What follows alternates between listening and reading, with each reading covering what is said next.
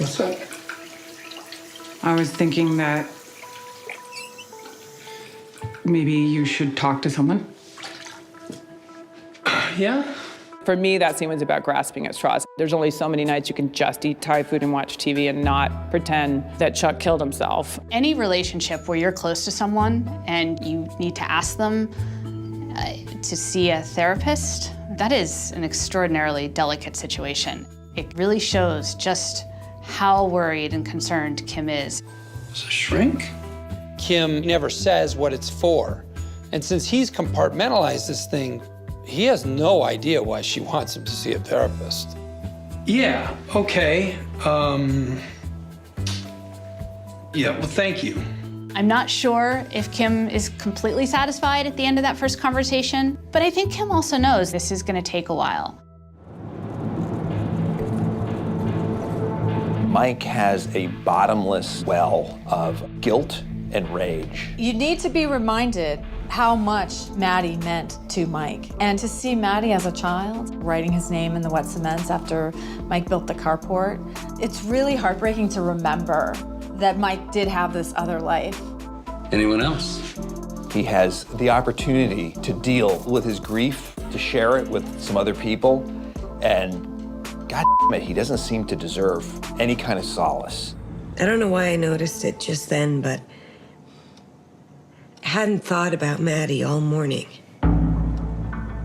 When he hears Stacy admit that she didn't think about Maddie for a day, that shakes him to his core. Now, Mike doesn't hear that I didn't think about him for a few moments. Mike just hears, I didn't think about him. But it makes Mike feel more responsible for the death of his son.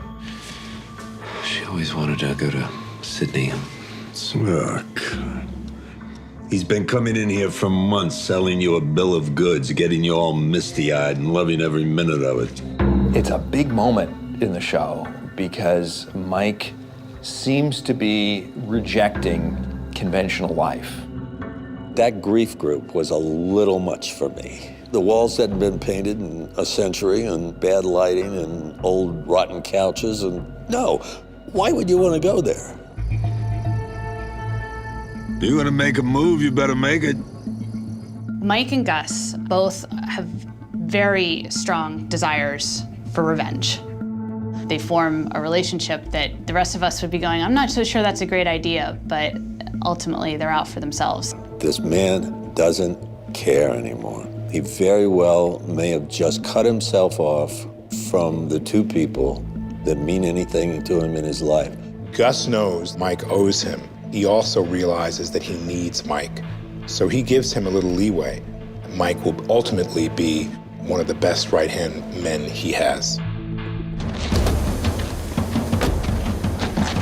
Nacho is in an impossible position. Nacho is working for the Salamancas, but secretly he's working for Gus Fring. Going into that hotel is probably one of the hardest decisions for Nacho that he's ever had to make. He's completely against the Salamanca's chaotic way of aggression, but he knows that in order to save his father, he has no choice but to interfere. It's a very tragic moment because it's like doing the one thing you say you'll never do. The deeper he goes, the further away he becomes from his father.